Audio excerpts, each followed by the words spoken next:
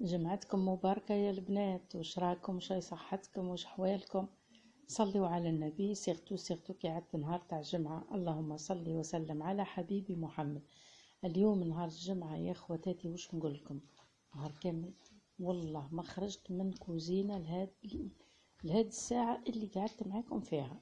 يعني من هادي لهادي لآخر لحظة، للآخر تاع النهار.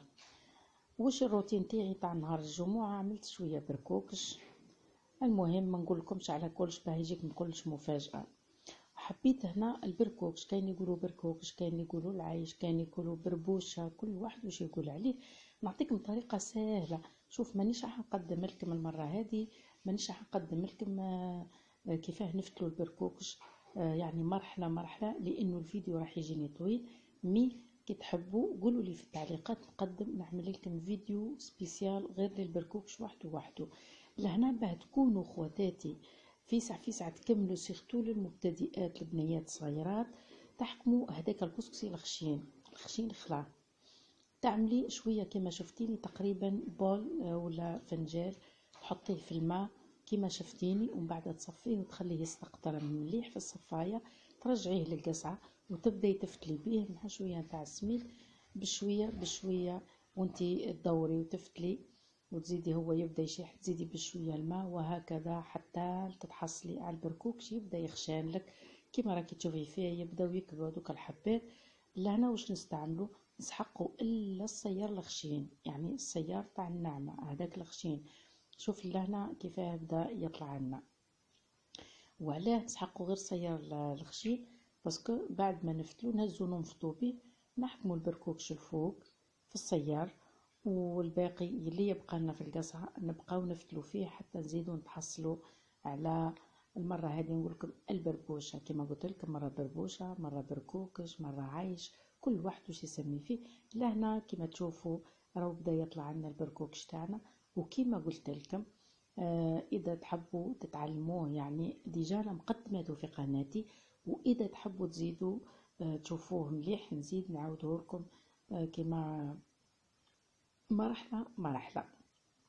بعد ما كملت حبوباتي كنت يعني نفتل في البركوكش ونحط في الكسكاس. لهنا كملته كامل. وش عملت؟ حط رجعته للقصعة. هذا مازال ما فورتوش خلا. هذه تقدروا تقولوا هذه المرحلة الاخرى خلا تاع البركوكش، ونبداو كيما نقولوا احنا نزلقوا فيها. احنا لهنا في الشرق نقولوا نزلقوه بكفوف يدينا بالطريقة اللي تشوفوا فيا. يعني نبداو كيفاه نقولوا احنا نكركبوه تحت كفوف يدينا مع القصعة بالطريقة هذيك، باش هو يزيد يتكركب لنا ويولي لنا مليح، وتولينا كل حبة وحدها حتى كيفور ما راحش يتحل. يعني كي نفوروه ما يتحلناش خلاص. هاي ليك خواتاتي، يعني وش نقول لكم، سهله ماهله. لهنا بعد ما كملته هو نوليو للاصوص تاعنا. لاصوص لهنا ما نكذبش عليكم، بنتي هي اكرام، هي انا نقول لها وهي طيب باسكو دخلتها الكوزينه صاي هذيك الكبيره زوجت لازم هذه تتعلم. بركوكش كما تعرفوا لاصوص تاعو من كلش. في الكسرونه اللي شفتو في لاكوكوت حطيت اللحم وحطيت شويه نتاع قديد مع شويه نتاع لي زيبيس مع طماطم هريسه ملح فلفل كحل. وما نكذبش عليكم الحمص ما عنديش، هو يموت عن حمص البركوكش بلا حمص. واش نقول؟ جيت نشوف في الكونجيلاتور ما لقيتش. والخضروات اللي تشوفوا فيها كل بطاطا، خردل، سناريه، جريوات، هذاك الاخر كرم، هذاك الكوب، كلش كل حاجه تجي فيها مليحه. الفول شويه نتاع الفول قشرته قطعته وحطيته في الماء وزدت عليه زوز مغرفات خل، حطيته يغلى شوي باش لاصوص تقعد لي حمراء. وهكا هو، هذه هي الصلصه تاعو. يعني كل واحد كيف يحب يطيبها، كب بالدجاج ولا بالحمص كيف. لهنا فورته الفوره الاولى كما تشوفوا خواتاتي. سمحولي لاني راني حكمه بيد التليفون، صور بيد ونعت لكم بيد. حطيته بعد ما فار الفوره الاولى فرغته في القصعه وشربته مليح بالماء كيما تشوفوا. شوفوا خواتاتي راهو صدقوني ما فيها حتى قطره تاع زيت، صدقوني ما فيها حتى قطره تاع زيت، وهو كل حبه وحدها. انتوما فوروه فورتين ولا 3، كل واحد كيفاه يحب. اذا شفتيه في الفوره الاولى خليه يفور مليح، الفوره الثانيه يفور مليح، ما تحتاجيش الفوره الثالثه. اما اذا جيتيه مش فاير مليح في الفوره الثانيه مازال يابس، عاودي فوري، باسكو كيكون مش فاير مليح راح يهلك في ليستوما تاعكم، راح يجيك متقيل. لهنا بديت بعد ما فار وطابلنا لاصوص تاعنا، حطيته في هذاك كيما نقولوا احنا المترد، احنا نسميو هذاك الصحن مترد، صحن تقليدي. واش نقول لكم، لهنا راح نخلي غير لاصوص بلا خضره، باسكو ولدي قال لي حطي لي بركوكش شويه طرف تاعي تاع اللحم، لا تعملي حليب لا والو. وهنا حطيت فيه الحليب كيما شفتوا، بعد ما سقيته وزدت عاودت الحليب حطيت فيه شويه بويون، وعاود سقيت به البركوكش تاعنا. يعني احنا نحبوه لهنا في الشرق، نحبوا البركوكش بالحليب يجينا خفيف، ونكتروا فيه الخضره يجينا خفيف مع هذيك الخضره مع الحليب، ما راحش كيما نقولوا احنا ما راحش يجينا ثقيل على معدتنا. وان شاء الله تعجبكم هذه الطريقه. اما درك اخواتاتي واش حبيت نعت لكم الورق هادم يهبلوا، صدقوني صدقوني ورق، شوفوا كيف ما شوفي الرص عليهم بيدي ما يتقطعوا ما يلصقوا ما حد شيء. علاه راني نعتلكم فيهم؟ هذوما خواتاتي اللي عودوا ساكنين قراب مني في بالرحال كلاتوسا لا ديال تاع بالرحال. عندي جارتي وحبيبتي طيبهم يهبلوا نظافه ورهافه كما يقولوا. هذه جارتي نظيفه نظيفه نظيفه تهبل، نظيفه مليكه حبيبتي، مليكه نظيفه تقتل مليك. وجاينا رمضان، انا جو بريفير نشري الورق من عند وحده نعرفها نظيفه والورق تاعها ملاح ونضمن نظافتهم، خير ما نروح نشريهم هكاك وبالطلبيات. يعني اللي يحب يعمل طلبيه وهي تعمل الورق، حتى ولو حب واحد تاع عرس، ان شاء الله ربي يكمل لها في المشروع هذا. ودركا واش نقول لكم يا اخي، قلت لكم انا ملي نط وانا في الكوزينه، والله ملي نط وانا في الكوزينه وبردانه وتعبانه وانا في الكوزينه، يعني الهربه وين ما كانش، والله ما كان. هنا في بعد الفطور حبيت ندير شويه، طلب مني ولدي قال لي ماما شويه سفنج، يعني راح نقدمهم لكم بطريقه زروبي وسامحوني. لهنا 5 كيلات فرينه، هذا سفنج تاع فرينه وحده، كاين سفنج سميد وحده، كاين سفنج فرينه وسميد، وكاين سفنج فرينه وحدها. لهنا فرينه واحده كيف ما تكيلوها فرينة وحدها، اعملوا 5 كيلات 5 كيسان فرينة، مغرفة كبيرة نتاع ماكلة خميرة، ومغرفة نتاع خميرة الخبز بيان سور، ومغرفة سكر، ونص مغرفة ولا اقل شوية تاع ملح. في الصحن لهنا واش حطيت الخميرة وحطيت السكر وزيت كيسان ماء دافين، خلطتهم مع بعضهم.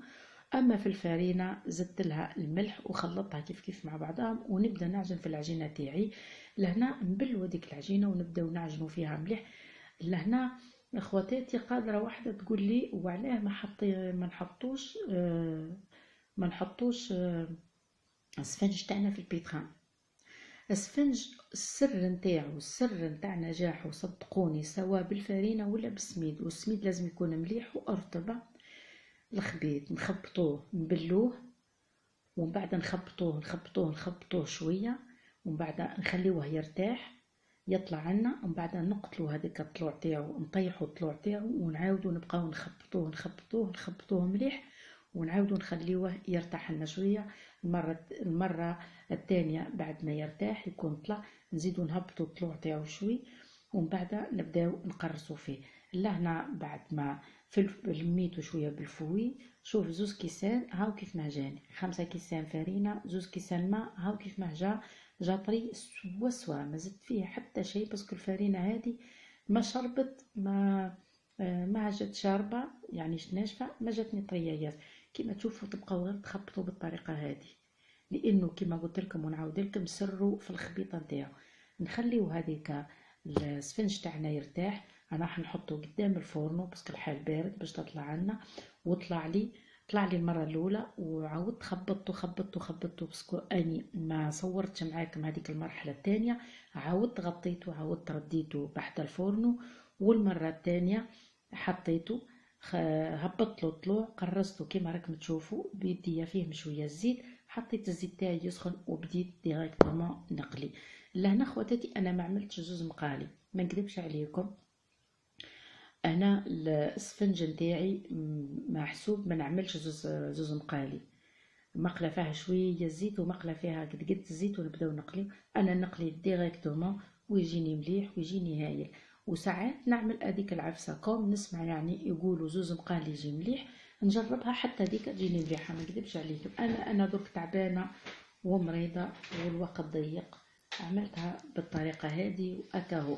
ماذا بكم اخواتاتي كي تحبوا تهزوا الحبه تاع السفنج حزوها من النص فرشيطه طويله كما تشوفوني انا، باه ما تثقبوهاش، باسكو لو كان تثقبوها واش راح يجي، راح يدخل لكم فيها الزيت وتولي ماهيش مليحه ما تصلحش، تجيكم فيها الزيت تجيكم ثقيله تجيكم حتى تاكلوها يدور عليكم قلبكم، يعني ماهيش مليحه خلع.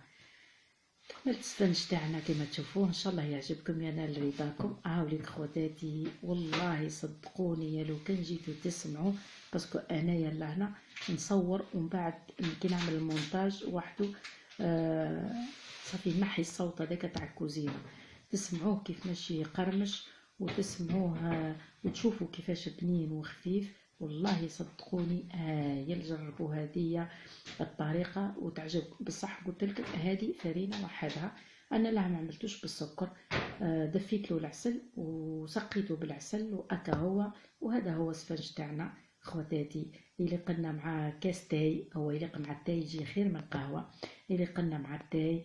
انا مازال ما طيبتش تاي راني عيانه، قلت لبنتي لا كي حابه تعملي فيا مزيه راح طيبي لي بريق تاي، ما كيش حابه ربي يسهل.